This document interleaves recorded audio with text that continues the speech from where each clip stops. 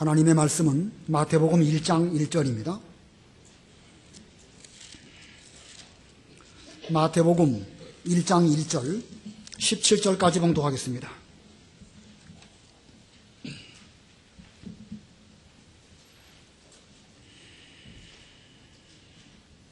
(1장 1절) 예수 그리스도의 계보는 이러하다. 그분은 다윗의 자손이고 아브라함의 자손이다. 아브라함은 이삭을 낳고 이삭은 야곱을 낳고 야곱은 유다와 그의 형제들을 낳고 유다는 다말에게서 베레스와 세라를 낳고 베레스는 헤스론을 낳고 헤스론은 람을 낳고 람은 아미나답을 낳고 아미나답은 나손을 낳고 나손은 살몬을 낳고 살몬은 라합에게서 보아스를 낳고 보아스는 룻에게서 오벳을 낳고 오벳은 이새를 낳고 이새는 다윗 왕을 낳았다.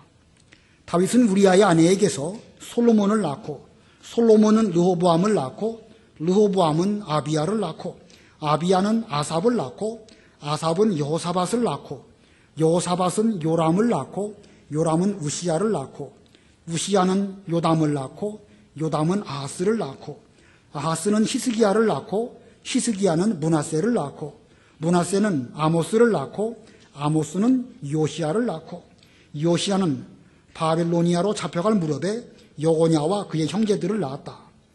바빌로니아로 잡혀간 후에 여고냐는 스알디엘을 낳고 스알디엘은 수르바벨을 낳았다. 수르바벨은 아비웃을 낳고 아비웃은 엘리야김을 낳고 엘리야김은 아소르를 낳고 아소르는 사독을 낳고 사독은 아킴을 낳고 아킴은 엘리웃을 낳고 엘리웃은 엘르아살을 낳고 엘르아살은 마단을 낳고 마단은 야곱을 낳고 야곱은 마리아의 남편 요셉을 낳았으니 이 마리아에게서 그리스도라고 하는 예수께서 태어나셨다. 그러므로 모든 대의 수는 아브라함으로부터 다윗까지 14대이고 다윗으로부터 바빌로니아로 잡혀갈 때까지 14대이고 바빌로니아로 잡혀간 때로부터 그리스도까지 14대이다. 거기까지 봉독하겠습니다. 1절을 보면 예수 그리스도의 계보는 이러하다 이렇게 말씀하고 있습니다. 개역 성경에는 아브라함과 다윗의 자손 예수 그리스도의 세 계이다. 세 계, 인간 세자에다가 개통할 때 쓰는 말입니다. 인간의 개통이다. 족보란 말이죠. 그러나 우리 바른 성경에는 예수 그리스도의 계보는 이러하다라고 표현하였습니다.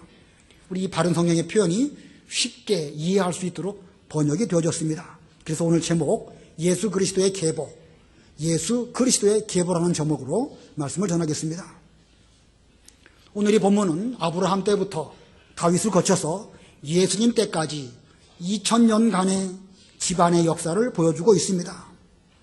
우리가 이 신약 성경을 읽을 때에 마태복음 1장부터 출발하게 되는데 이 말씀들이 낳고 계속해서 낳는다는 이름을 그 말씀이 나오고 있고 여러 어려운 이름들이 반복적으로 나오고 있습니다. 그래서 이 읽는 것이 쉽지가 않습니다. 그러나 이 계보 속에도 중요한 진리가 담겨 있습니다. 우리가 이 시간 예수 그리스도의 계보 속에 담겨 있는 진리가 무엇인지를 함께 깨닫기를 바랍니다. 그리고 오늘날을 살아가고 있는 우리 역시 예수 그리스도의 영적인 계보를 따라서 살아가고 있음을 기억하시면서 우리는 이 시대를 어떻게 살아야 하나님 아버지 앞에 이 신앙의 계대를 제대로 이을 수 있는 이런 참된 성도가 될 수 있는가, 이것을 우리가 다 깨달아야 되겠습니다. 오늘 본문에서 세 가지로 말씀을 전하겠습니다. 예수 그리스도께서는 어떻게 오셨는가? 그 중에 첫 번째는 예수 그리스도는 언약을 따라오심. 1절을 보면 예수 그리스도의 계보는 이러하다. 그분은 다윗의 자손이고 아브라함의 자손이다. 다윗은 예수님 전 1000년 전 사람입니다. 아브라함은 예수님 전 2000년 전 사람입니다. 자, 예수님의 족보를 말할 때 대표적으로 이 두 사람, 아브라함과 다윗을 언급을 하고 있습니다. 왜냐하면 하나님께서 우리 인생들에게 언약을 맺으실 때에 특별히 아브라함과 다윗과 더불어 맺으셨기 때문에 그렇습니다. 물론 그 외에도 아담도 있고 노아도 있고 모세도 있습니다만은 이 족보상에 들어간 인물 가운데에서는 아브라함과 언약을 맺으셨고 또 다윗과 언약을 맺으셨기 때문에 오늘 본문에 이 다윗의 자손이시고 아브라함의 자손이시다 이렇게 말씀하셨습니다. 하나님께서 아브라함과 언약을 맺으실 때에 내 후손이 하늘의 별과 같이 많을 것이다 이렇게 말씀하셨습니다. 내 후손, 의미적으로 볼 때는 많은 사람의 숫자를 포함한 후손들이지만 단어상으로는 단수로서 내 후손, 한 사람을 지칭한 듯이 이렇게 표현하였습니다. 그러므로 이 내 후손이라는 것은 곧 예수 그리스도를 통해서 구원받을 사람이 하늘의 별과 같이 많아질 것이다 라고 하는 의미를 그 말씀 가운데 담고 있습니다. 이 땅을 너와 내 후손에게 주겠다. 이것은 장차 예수 그리스도를 통하여 믿는 자들에게 천국, 영원한 가나안 천국을 주실 것을 언약으로 체결하신 것입니다. 자, 이 아브라함은 하나님의 언약을 믿었고 장차 주실 가나안 땅을 멀리까지 바라보았습니다. 하나님께서 아브라함에게 너 있는 곳에서 눈을 들어 동서남북을 바라보라. 내 바라보는 그 땅을 너와 내 후손에게 주겠다. 그리고 너는 그 땅을 종과 횡으로 행하여 보아라. 이렇게 말씀하셨습니다. 자, 그래서 그는 그 말씀대로 가나안 땅을 멀리 바라보았습니다. 그가 멀리 바라볼 때에 바라보는 땅을 주신다고 하셨으니까 그는 할 수 있으면 멀리 바라보려고 높은 데 올라가고 고개를 높이 쳐들고 할 수 있으면 멀리 바라보려고 그 눈길을 멀리 바라보았을 것입니다. 그리고 그 땅을 종과 횡으로 행하여 보라. 이 말씀은 그냥 한번 다녀보라는 말씀이 아닙니다. 이 땅을 너와 내 후손에게 줄 것이니까 그 땅을 좀 구석구석 잘 다녀보면서 앞으로 내 후손들이 이 땅에서 어떤 복을 받을 것인지 어떻게 하나님을 섬길 것인지 내가 그것을 바라보면서 그대로 행하여라. 이런 하나님의 언약을 아브라함은 받았기 때문에 그는 가나안 땅을 여기저기 다니면서 가는 곳마다 단을 쌓고 여호와의 이름을 부르는 이런 신앙생활을 하였습니다. 왜냐하면 그 땅은 장차 하나님께서 자기와 자기 믿음의 후손들에게 주실 그런 믿음의 땅이기 때문에 그는 그렇게 했던 것입니다. 자, 이 아브라함은 내 후손이 하늘의 별과 같이 많아질 것이다. 이걸 믿었습니다. 이 말은 곧 장차 오실 예수 그리스도를 통한 구원을 믿은 것입니다. 자, 하나님께서 그가 그 구원을 믿을 때에 너는 의로운 사람이다 라고 그를 의롭게 여겨주셨습니다. 아브라함의 현실을 놓고 볼 때에 아브라함에게는 가나안 땅에 발붙일 만큼의 유업도 주시지 않았습니다. 아브라함이 가나안 땅에 오랫동안 살았지만 하나님은 그에게 어떤 땅도 주지 아니하시고 그의 아내 사라가 죽었을 때에 그 사라를 매장할 수 있는 막벨라 굴 해쪽 속에 그거 사가지고 그거 소유한 것밖에 없습니다. 그것은 우리에게 무엇을 교훈하시는가? 이 땅에 우리가 살아가지만 궁극적으로 우리의 소유로 돌아오는 것은 무덤 한 평이나 될까 말까 하는 그 땅밖에 없다. 이런 의미겠지요. 자, 현실적으로 아브라함은 이 땅에 살아가는 동안에 부동산이라고 하는 것은 겨우 그거 하나밖에 없습니다. 또 아브라함의 현실을 놓고 보면 너와 내 후손을 하늘의 별과 같이 많게 하시겠다고 하였지만 그가 이 언약을 받을 때에는 아들을 하나도 없었습니다. 아들은 고사하고 딸도 하나 없는 형편이었습니다. 그러나 그는 하나님의 이 언약을 굳게 믿었고 그 언약이 반드시 이루어질 것을 멀리 바라보았습니다. 그가 얼마나 멀리 바라보았을까? 내 후손이 하늘의 별과 같이 많아질 것이다. 그는 분명 그 장차 오실 예수 그리스도를 바라보았습니다. 아브라함 때부터 2000년 뒤에 오실 예수 그리스도를 그는 믿음의 눈으로 멀리 바라본 것입니다. 내 후손이 하늘의 별과 같이 많아질 것이다. 별과 같이 많은 믿음의 후손들, 오늘날로 말하면 여러분들인데 아브라함은 우리들을 지금부터 4000년 전에 바라보면서 앞으로 하나님의 뜻이 이렇게 이루어질 것이겠구나. 그는 너무 감사하고 기뻐하는 가운데 하루하루를 그 언약을 붙잡고 그 당대를 살았던 그런 믿음의 사람입니다. 우리 하나님께서는 그 뒤에 또 다윗하고도 언약을 맺으십니다. 내 아들 중에 내 뒤를 이을 씨를 세우고 그는 하나님의 아들이라고 할 것이고 나는 그의 아버지라고 할 것이다. 다윗에게는 여러 아들들이 있었습니다. 암논도 있었고 압살롬도 있었고 길르앗도 있었고 근데 그 아들들은 다 시원치 못했습니다. 하나님의 아들다운 사람들이 없었습니다. 그러나 겨우 하나 건졌지요. 솔로몬 건졌습니다. 근데 그 솔로몬에 대해서 하나님께서는 언약을 맺으시기를 그는 나의 아들이라고 불려질 것이고 나는 그의 아버지라 불려질 것이다. 그리고 그를 통해서 하나님의 집, 하나님의 나라를 세우시고 영원한 왕위를 그로 말미암아 주실 것이라고 언약하셨습니다. 그것이 역대상에 있는데 한번 읽어보겠습니다. 역대상 17장 13절 14절. 역대상 17장 13절. 나는 그의 아버지가 되고 그는 나의 아들이 될 것이며 내가 나의 인애를 내 앞에 있던 자에게서는 빼앗았지만 그에게서는 빼앗지 않을 것이다. 내가 그를 내 집과 내 나라에 영원히 세울 것이니 그의 왕위가 영원히 굳게 서게 될 것이다. 예, 비록 다윗 앞선 왕인 사울 왕으로부터는 왕위를 빼앗으셨지만 그러나 솔로몬 이후에 대해서는 왕위를 빼앗지 아니하시고 영원히 세우시고 그 왕위가 영원히 굳게 될 것이다. 이렇게 말씀하셨습니다. 이것은 직접적으로는 솔로몬을 가리키는 것처럼 보이지만 사실은 예수 그리스도로 말미암은 왕위가 영원하게 될 것을 말씀하신 것입니다. 그래서 주께서 멀리까지 이 다윗에게 언약을 주실 때에 그는 장차 주실 하나님의 복을 받고 그것을 영원히 누릴 것이라고 고백을 했습니다. 역대상 17장 27절 읽어보세요. 역대상 17장 27절. 이제 주께서 종의 집에 복을 주시어 주님 앞에서 영원히 이어가는 것을 기뻐하셨습니다. 여호와시여 주께서 복을 주셨으니 이 복을 영원히 누릴 것입니다. 예, 다윗은 영원히 그 복을 누릴 것이라고 말씀하였습니다. 여기서 말하는 영원히가 역사적으로 실현되었습니까? 실제로 다윗의 육신적인 혈통으로는 실현되지 않은 것으로 우리는 역사를 보고 있습니다. 그러므로 이것은 앞으로 오실 그리스도로 말미암은 왕위가 영원할 것을 말씀한 것입니다. 자, 다윗은 얼마나 멀리까지 하나님께서 주실 복을 바라보면서 그걸 누리면서 그 당대를 살았을까? 예수님 뒤로부터 다윗 왕 뒤로부터 천년 뒤까지를 바라보면서 그는 그 당대를 믿음으로 살았습니다. 자, 그러고 보면 아브라함이나 다윗이나 하나님의 언약을 붙잡고 그 언약 가운데서 그 당대를 살았는데 그들이 받은 언약은 한마디로 말하면 바로 예수 그리스도입니다. 아브라함과 맺은 언약도 다윗과 맺은 언약도 그 핵심은 바로 예수 그리스도입니다.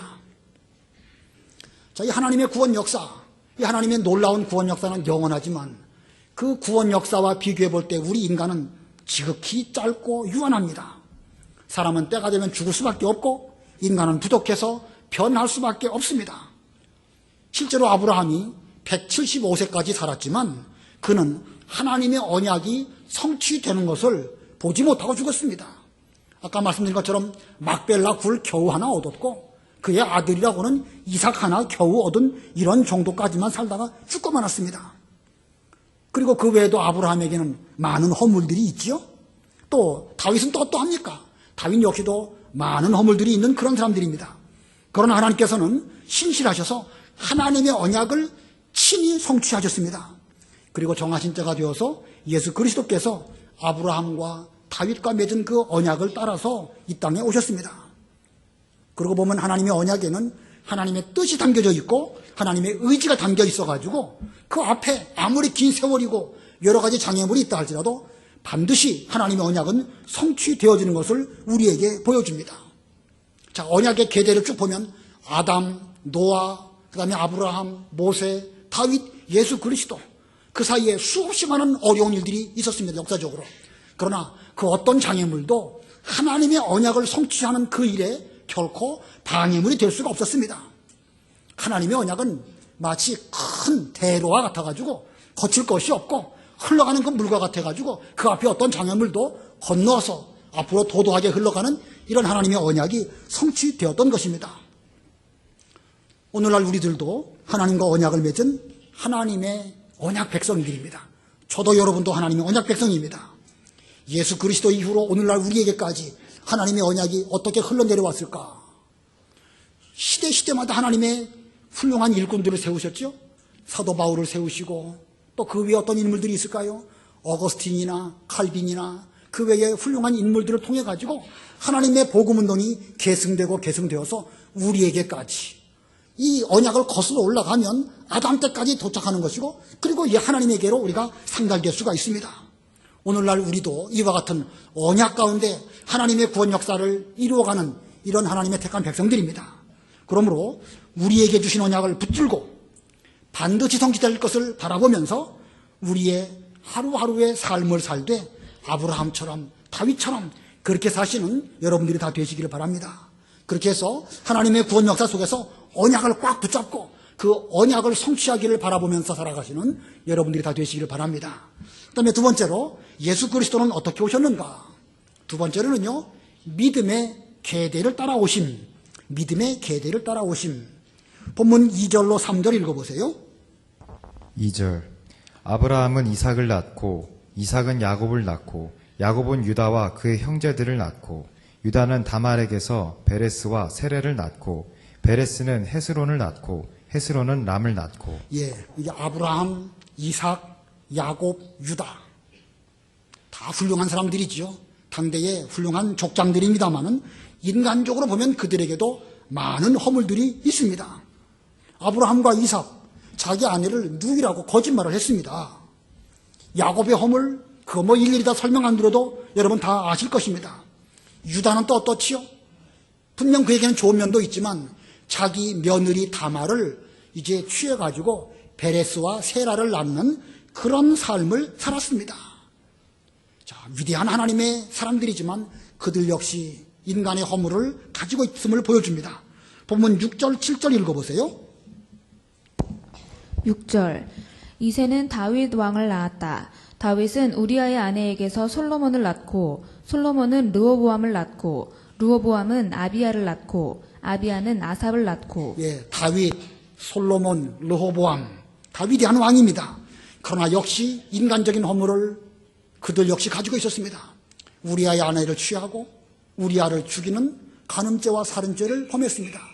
솔로몬과 르호보암, 이거 뭐 설명 안 드려도 알지요?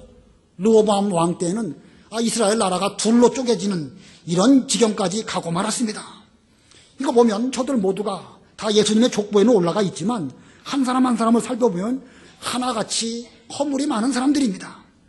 그러나 하나님께서는 저들을 따라서 믿음의 계대가 이어지도록 이렇게 했다는 사실, 이게 중요한 것입니다. 그때 인간적인 면을 보면 불안합니다. 아브라함 때에 겨우 이삭 하나 주셨습니다. 이삭 또 겨우 아들이라고 해야 야곱 하나밖에는 신앙을 이을 아들은 없었습니다. 야곱이 12아들들을 낳았지만 그가 또 얼마나 많은 어려운 일들이 겪었습니까? 뭐 불안하죠. 이 신앙의 계대가 끊어지면 어떡할까? 아까 다윗의 경우도 말씀드렸지만 여러 아들들이 있었지만 다른 아들들은 다 이상한 짓거리들을 했습니다. 겨우 하나 솔로몬 건졌고 솔로몬 통해서 르호보암 나왔지만 르호보암은 또 얼마나 불안했습니까? 이거 뭐 끊어질 듯 하면서 하나님의 계대가 이어지긴 이어지는데 그 계대는 믿음의 계대를 때 따라서 이루어졌다는 것입니다. 그러나 인간적인 면으로 보면 여간 불안한 게 아닙니다. 그러나 하나님께서는 인간 역사의 여러 가지 격동 속에서도 믿음의 계대가 끊어지지 아니하도록 붙잡아 주시고 이끌어 주시고 그래서 매 시대를 겨우 넘어가면서 믿음의 계대가 이어졌음을 보여주고 있습니다. 아브라함, 이삭, 야곱, 유다 그랬고 또 다윗 왕, 솔로몬 왕, 르호보암 왕 그랬고 출애굽 때나 광야에서나 가나안 땅에서나 이스라엘이 두 쪽으로 갈라지고 바벨론으로 포로 잡혀갈 때든지 이거 뭐 역사적으로 볼 때에는 불안하지 아니한 때가 한 때도 없었음을 우리는 보여줍니다. 그다음에 본문에서 또 한 가지 살펴볼 것은요. 여기 이방 사람, 그것도 여인으로서 믿음의 계대에 참여한 사람들도 있다는 사실입니다. 본문 5절, 우리 5절 다 같이 합독하겠습니다. 5절 시작. 살몬은 라합에게서 보아스를 낳고 보아스는 룻에게서 오벳을 낳고 오벳은 이새를 낳고. 자, 라합 여리고성의 기생입니다. 기생, 뭐 거룩한 기생, 깨끗한 기생, 그런 기생도 있나요? 더럽고 추한 것이 기생이지요. 말 그대로 기생입니다. 그러나 그 여자는 하나님의 백성이 하나님을 섬기는 것이야말로 최고의 복이고 거기에 인생의 구원이 있음을 그는 깨달았습니다. 자기도 그 백성 가운데 한 사람이 되기를 원해서 청탐꾼을 잘 숨겨주면서 결국은 그도 구원을 받게 되었고 살몬이라고 하는 남자를 만나가지고 예수님의 족보에 올라가는 이런 복을 받았습니다. 모압 여인인 룻, 그는 남편 죽은 과부였습니다. 그러나 그 역시 그 나오미를 통해서 하나님을 섬기는 복이 무엇인지를 깨닫게 되었고 자기는 어떤 일이 있더라도 순교의 정신을 가지고 그 복을 받으려고 그는 시어머니를 따라서 가나안 땅에 오게 되었고, 그로 인하여 보아스를 만나고 예수님의 족보에 올라가는 이런 은혜를 입게 되었습니다. 그 외에도 유다의 며느리였던 다말, 우리아의 아내였던 바세바, 자, 이런 사람들, 이것은 우리들에게 무엇을 교훈하는가? 비록 인간 세상의 역사 속에서 매 시대를 살아가는 인간들은 한없이 약하고 그리고 범죄하고 넘어져도 믿음을 따라서 살 때 하나님은 그들을 통해서 믿음의 계대가 이어지도록 하신다는 것입니다. 비록 이방 여인이고 전에는 하나님을 몰랐다 할지라도 지생과 같은 라합이나 또 모압 여인 과부라도 믿음만 있으면 하나님의 언약에 참여할 수 있는 이런 복을 주신다라는 것을 본문이 우리에게 교훈하고 있습니다. 세상 역사는 영웅 호걸들에 의해 가지고 나라가 세워지기도 하고 여러 가지 위대한 일들이 이루어지기도 합니다. 그러나 하나님의 구원 역사는 세상적으로 훌륭한 사람들로 말미암아 되어지는 것이 아니라 믿음을 지키는 사람들로 말미암아 하나님의 구원 역사가 이루어짐을 우리에게 보여주고 있습니다. 오늘 본문에 나타나 있는 예수님의 족보, 특별히 여기에 기록되어 있는 여인들의 모습, 이런 걸 볼 때에 우리는 몇 가지 중요한 진리를 발견하게 됩니다. 세 가지 진리를 말씀을 드리면 그 중에 첫 번째는 믿음으로 족보에 올라간다는 것입니다. 물론 아브라함, 다윗, 혈통적인 사람들의 이름이 여기 올라가 있지만 라합이나 루시나 이들은 믿음으로 말미암아 예수님의 족보에 올라간 사람들입니다. 인간적으로 볼 때에 얼마나 비참한 사람들입니까? 지생이고 이방 여인이고 또 그 과부였습니다. 그러나 이스라엘 민족에게는 하나님의 언약이 있고 또 그를 통해서 구원이 있을 것을 믿고 바라볼 때에 저들은 예수님의 족보에 올라가는 이런 은혜를 입었습니다. 오늘날 여러분들도 하나님의 생명책 예수님을 믿고 예수님의 이 족보에 올라간 것 같은 영적 은혜를 입었는데 우리는 무엇을 가지고 이 족보에 올라갔습니까? 믿음 하나 외에는 다른 것이 없는 것입니다. 자, 믿음으로 족보에 올라갔다. 두 번째 진리는요, 인간적으로 자랑할 게 없다는 것입니다. 여기 여러 사람들이 있지만 인간적으로 물론 우리와 맞비교를 한다고 하면 다 위대하고 훌륭한 사람들이죠. 그러나 그들의 개인의 삶의 모습을 보면 인간적으로 자랑할 것이 없음을 보여주고 있습니다. 그들의 이면을 가만히 들여다보면 이거 뭐 다른 민족과 다를 바가 없습니다. 다윗 같은 경우 간음하고 죽이고 악을 행하고, 여기 우시야 왕 나오지만 잘하다가 마지막에 가서 문둥병 걸리고, 히스기야 왕 잘하다가 자기 보물 자랑하다가 하나님의 징계를 받기도 하고, 우시야 왕, 히스기야 왕의 아들인 므낫세, 여러 왕 가운데서 그만큼 악한 왕도 드물 것입니다. 자, 이 죄악된 면을 보면 다른 사람들이나 아브라함과 다윗의 후손들이나 별반 다를 것이 없습니다. 도덕적으로나 인격적으로 그들 역시도 부족하고 허물이 많고 죄악이 가득한 그렇고 그런 사람들입니다. 그렇기 때문에 우리는 어디 가서 예수 믿는 사람이라는 그 면에 대해서 인격적으로 나는 예수를 잘 믿는 사람입니다, 인격적으로 위대합니다, 이렇게 말할 수 없습니다.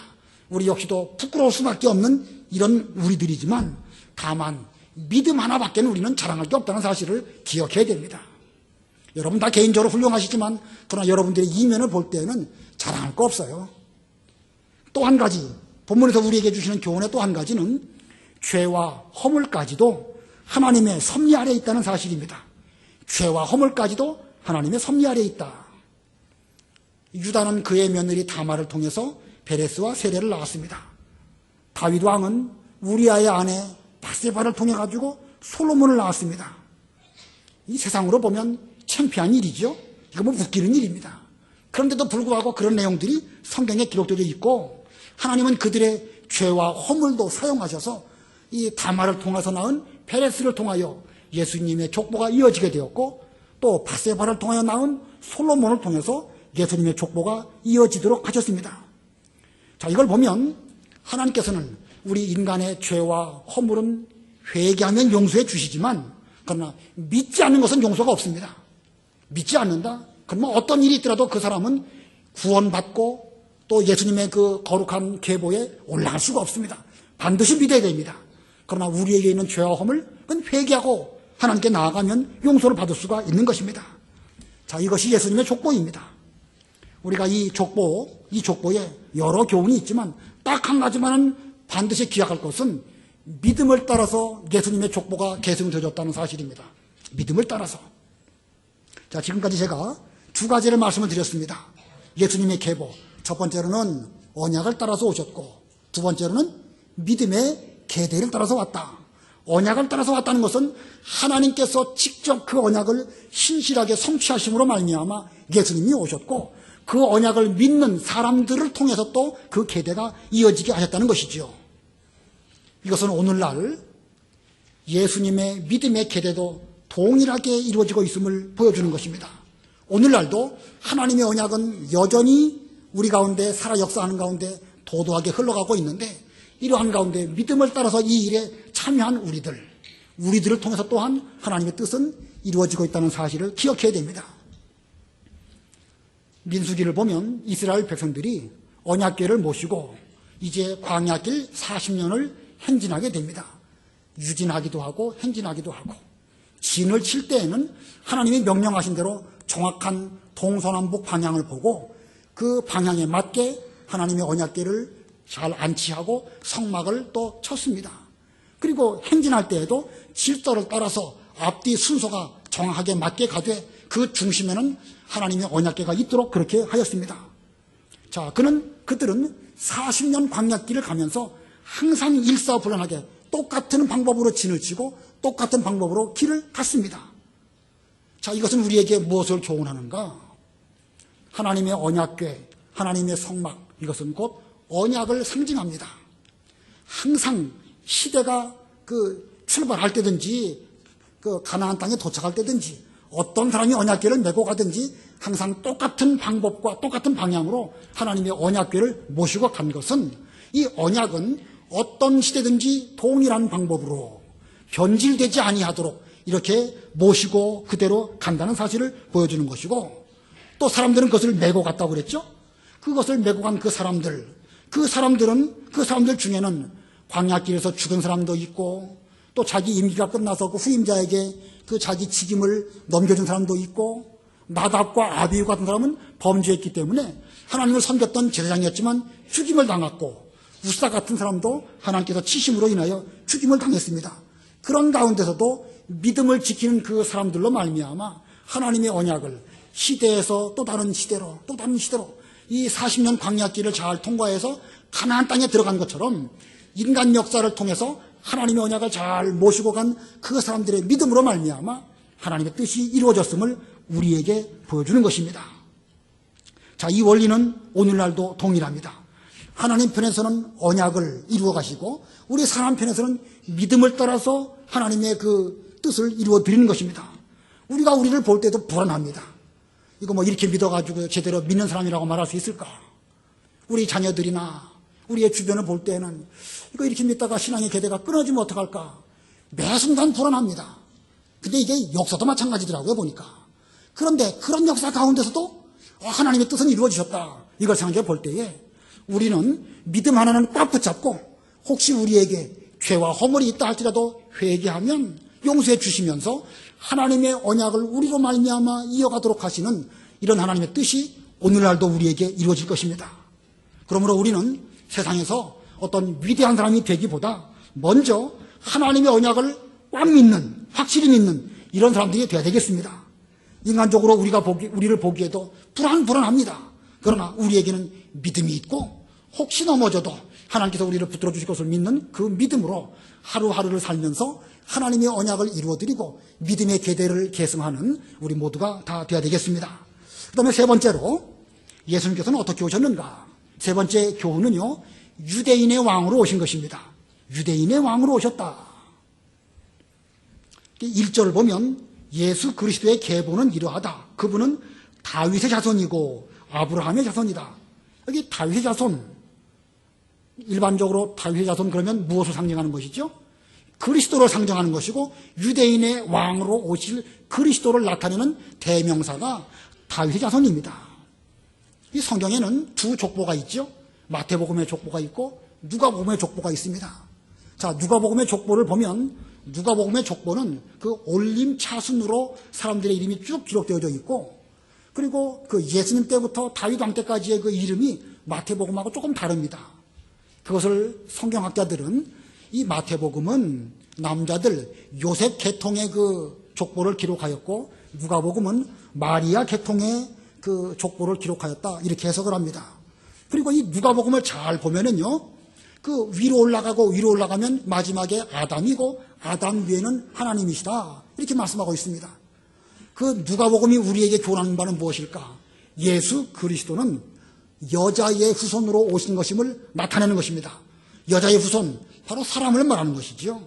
예수님은 우리와 똑같은 사람으로 오신 것임을 나타내기 위한 성경으로 기록된 것이라고 한다면, 이 마태복음은 아브라함부터 다윗 이후에 왕통을 따라서 오신 것을 나타내고 있습니다. 자, 그래서 이 마태복음의 기록 목적, 왕으로 오신 예수님, 유대인의 왕으로 오신 예수님을 나타내고 있습니다. 자, 그런데 본문 12절 이후부터 쭉 보면 이 12절 이후부터는 유다 나라가 이 바벨론으로 포로 잡혀간 그 이후의 역사입니다. 다윗의 가문 계통은 계통이지만 더 이상 왕들이 아닙니다. 자, 그 왕은 아닌데 그 계통은 쭉 이어지다가 마지막에 가서 요셉, 마리아 이런 사람들의 이름이 나오고 있습니다. 요셉과 마리아, 그들은 유다 땅에 살지도 못하고 저 북쪽 갈릴리 나사렛이라는 촌구석에 살았던 그런 처량한 신자가 되고 말았습니다. 그런데 이런 역사를 볼 때에 인간적으로 점점 왕 계통은 끊어지고, 이거 뭐 계속해서 유대인의 왕이 오실까? 이거 좀 혼선스러운 이런 가운데 있을 때에 그 즈음에 마침내 그리스도라고 하는 유대인의 왕 예수님께서 오시게 되는 것입니다. 16절, 우리 16절 다 같이 합독하십니다. 시작. 야곱은 마리아의 남편 요셉을 낳았으니 이 마리아에게서 그리스도라고 하는 예수께서 태어나셨다. 자, 이 예수님의 태어나심, 이것은 끊어졌던 다윗 왕의 왕통이 계승되는 것이고, 과거 다윗과 솔로몬 시대와 같이 이스라엘 나라를 회복하시기 위해서 왕으로 오신 예수님입니다.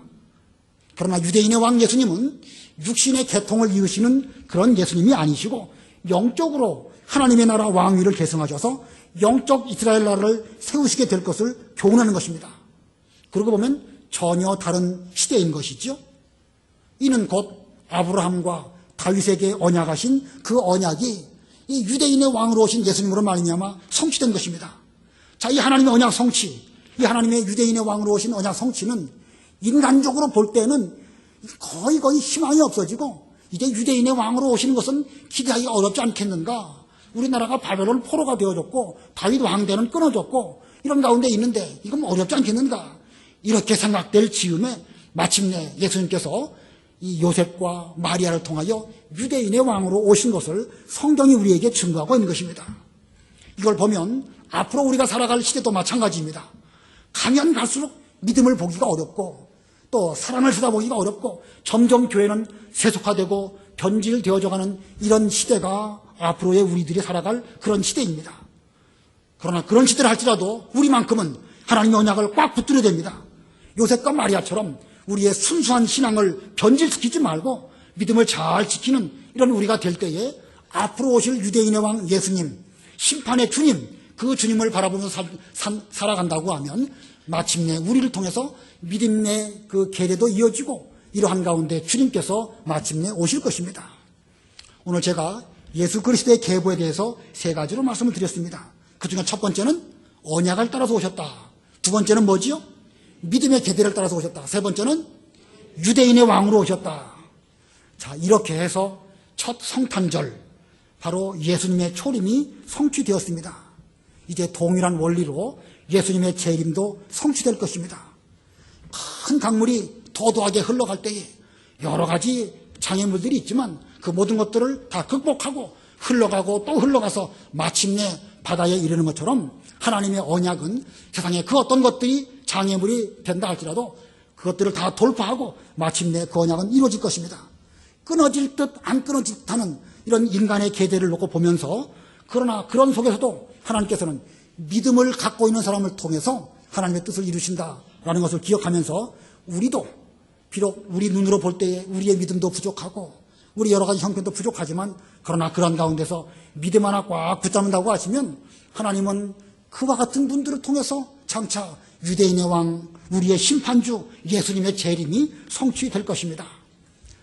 자, 이러한 역사를 기억하면서 우리 2015년도 성탄절 이제 은혜롭게 잘 보내고 또 2016년도 새해를 맞이하시면서 흘러가는 역사를 좀 생각해 보시고 앞으로 오실 우리의 왕 예수님을 잘 영접하도록 준비하시는 여러분들이 다 되시기를 바랍니다. 기도하겠습니다.